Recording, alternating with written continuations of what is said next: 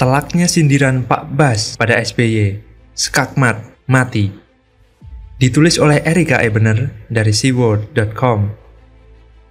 Kita harus kerja lebih keras untuk lebih cepat karena ini tuntutan masyarakat jauh lebih tinggi daripada yang bisa kita siapkan. Apa yang kita lakukan ini bukan mewah-mewahan tapi hanya sekedar mengejar ketertinggalan.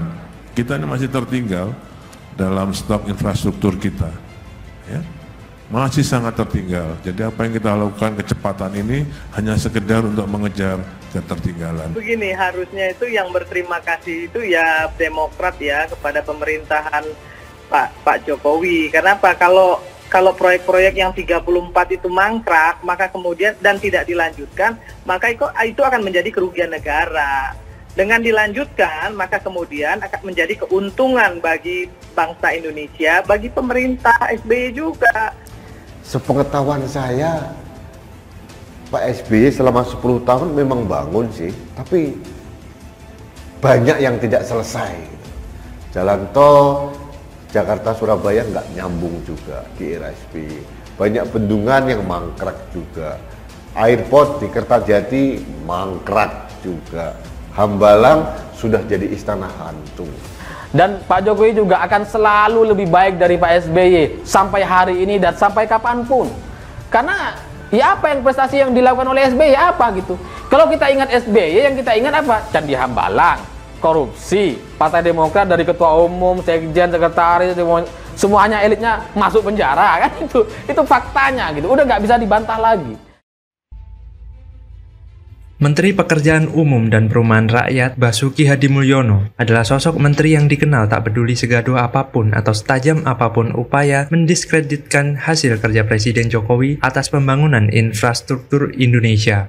Basuki Hadimulyono adalah chef atau koki dari setiap resep masakan yang dibuat oleh Presiden Jokowi. Dan setiap resep yang disodorkan, lalu dia masak sampai bisa dihidangkan sebagai sebuah makanan pada rakyat Indonesia. Rasanya selalu enak, di samping penampilan makanan yang mampu mengundang selera orang untuk menyantapnya.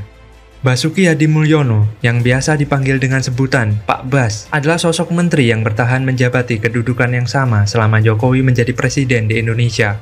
Saya pikir bukan karena keduanya sama-sama orang Surakarta, tetapi mereka berdua memiliki many things in common, baik dari sisi karakter, kebiasaan, pola pikir dan pola kerja, serta prinsip hidup. Hanya selera musik mereka yang berbeda. Presiden Jokowi penyuka musik bergenre heavy metal, sedangkan Pak Bas penyuka musik segala genre, kecuali heavy metal.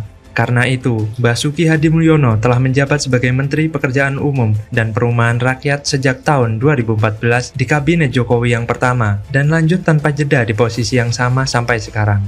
Bahkan saya melihat kalau Pak Bas ini seperti sedang benar-benar dieksploitasi oleh Presiden Jokowi. Kecerdasan, integritas, dan semangat bekerjanya di-abuse habis-habisan oleh Presiden Jokowi. Presiden Jokowi tak ragu untuk memberikan porsi anggaran yang sangat signifikan pada Kementerian PUPR hingga mencapai angka 107,3 triliun rupiah di tahun fiskal 2018. Kerennya, apapun yang dilempar dan ditantang oleh Presiden Jokowi terkait rencana proyek-proyek pembangunan nasional yang sangat besar seperti pembangunan massal perumahan umum, infrastruktur jalan dan waduk air, bandara dan pelabuhan hingga pintu masuk Indonesia di perbatasan, Basuki sikat dengan cepat dan selesai, termasuk menyelesaikan proyek-proyek mangkrak warisan SBY. Jadi, kalau kita mau bicara tentang siapa orang yang paling tahu tentang seluruh pembangunan infrastruktur Indonesia serta sejarahnya, Basuki Hadimulyono lah orangnya.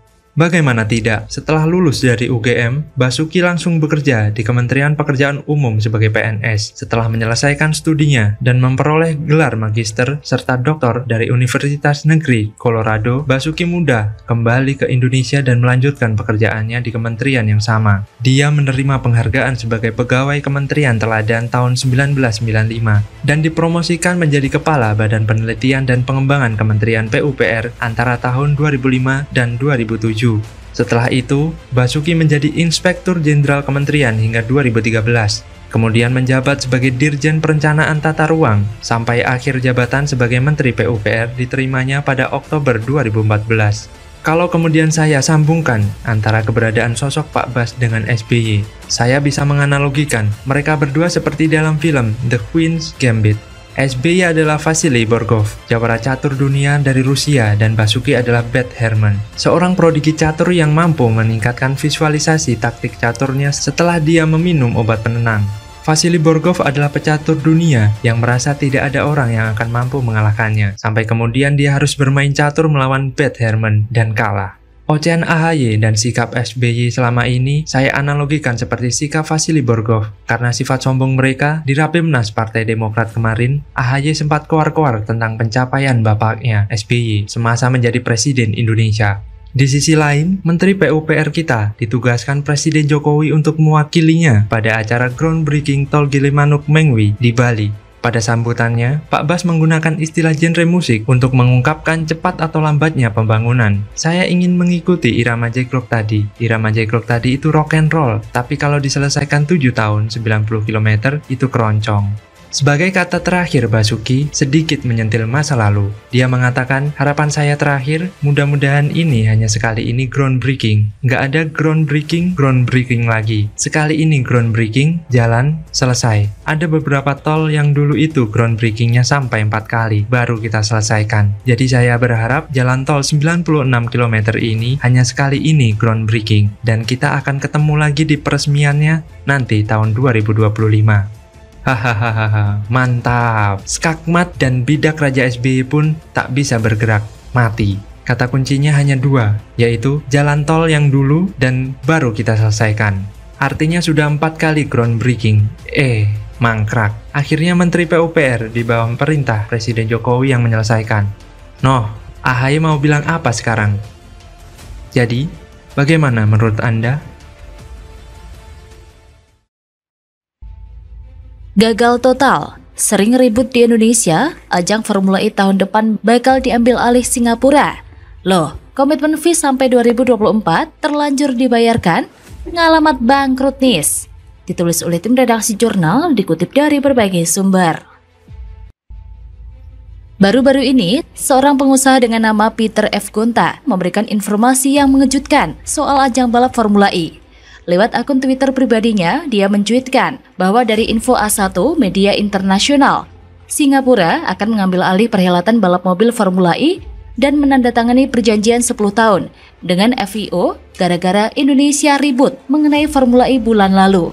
Seperti diketahui, ajang Formula E di Jakarta pada tahun 2023 dan 2024 terancam dialihkan ke Singapura karena politikus di Indonesia meributkan terus balapan mobil listrik tersebut. Info A1 media internasional, Singapura akan mengambil alih perhelatan balap mobil Formula E, kata pengusaha nasional Peter F. Gonta lewat akun Twitternya @petergonta di Jakarta pada hari Rabu 7 September 2022. Ex-Duta Besar RI untuk Polandia tersebut menuturkan, Singapura bahkan telah menaikkan perjanjian dengan Formula E Operation atau FIO selama 10 tahun. Padahal sejatinya Jakarta sudah menaikkan kontrak dengan FIO selama 3 tahun. Namun perhelatan Formula E di Jakarta terus diganggu politikus hingga penyerangannya terancam. Peter pun geram karena ajang internasional yang pernah sukses digelar di sirkuit Ancol Jakarta Utara pada tanggal 4 Juni 2022 harus dialihkan ke Singapura. Sebelumnya, Institute for Development of Economic and Finance atau INDEF merilis data penyelenggaraan Formula E 2022 memberikan dampak ekonomi dengan nilai total 2.638 triliun rupiah bagi Provinsi DKI Jakarta. Dengan kata lain, perlombaan mobil listrik pertama di Indonesia itu berkontribusi 0,8% dari pertumbuhan ekonomi di DKI Jakarta 2022. Adapun dampak ekonomi langsung Formula E terdiri masuknya biaya dari beberapa aspek. Pertama, alokasi kapital ekspenditur 213 miliar rupiah, alokasi operating expense 112 miliar rupiah, komitmen fee Jakarta E-Prix 216 miliar rupiah, pembelian tiket plus pengeluaran pengunjung 52,4 miliar rupiah, dan transaksi pengunjung UMKM 4,54 miliar rupiah. Menurut Kepala Pusat Makro dan Keuangan Indef, Rizal Taufik Ruhman, total dampak ekonomi langsung sebesar 597 miliar rupiah, merupakan masuknya uang untuk ekonomi Jakarta selama ajang Formula E, mulai dari persiapan infrastruktur hingga acara berlangsung. Hanya saja, penyelenggaraan Formula E dilaporkan oleh Ketua DPRD DKI Jakarta Prastio Edi Marsudi ke Komisi Pemberantasan Korupsi atau KPK. Penyidik KPK pun memeriksa Gubernur DKI Jakarta Anies Baswedan. Dengan berseragam dinas kemeja putih, Anies tiba di Gedung Merah Putih, KPK, pada hari Rabu sekitar pukul 9.26 WIB. Hingga berita ini diturunkan, ex-rektor Universitas Paramadina itu belum kelar menjalani pemeriksaan. Anies telah 2 kali menjalani pemeriksaan oleh tim penyidik KPK. Lainnya, KPK telah memanggil Ketua DPRD DKI Jakarta, Prastio Edi Marsudi, anggota Komisi E DPRD DKI Jakarta, Direksi PT Jakarta Propertindo atau Jakpro, Kepala Dinas Pemuda dan Olahraga DKI, dan lainnya. Formula E dari sebelum diselenggarakan pun juga sudah bermasalah. Mulai dari sulitnya interpelasi sampai membengkaknya anggaran komitmen fee. Kita memang tidak bisa berharap banyak soal transparansi. Sia-sia saja berharap. Yang ada malah kecewa. Tapi intinya beginilah kacaunya Formula E, sekaligus membuka mata bagaimana kinerja Anies dalam membuat sebuah program. Jika memang penyelenggaraan Formula E menguntungkan bagi warga DKI Jakarta, mengapa harus ada masalah yang menyebabkan dipindahnya atau pengambil alihan ajang balap Formula E oleh Singapura? Inilah yang masih menjadi pertanyaan. Dan Anies bakal gagal menjual Formula E kembali pada tahun 2023 dan 2024. Padahal di 2024 nanti dia akan maju di ajang Pilpres. Barang dagangannya pun sudah nggak laku, sedangkan Anies bakal lepas tangan. Dan ketika ditanya soal perkembangan Formula E, dia pasti mengkambing hitamkan PJ Gubernur sebagai pengganti dirinya. Bagaimana menurut Anda?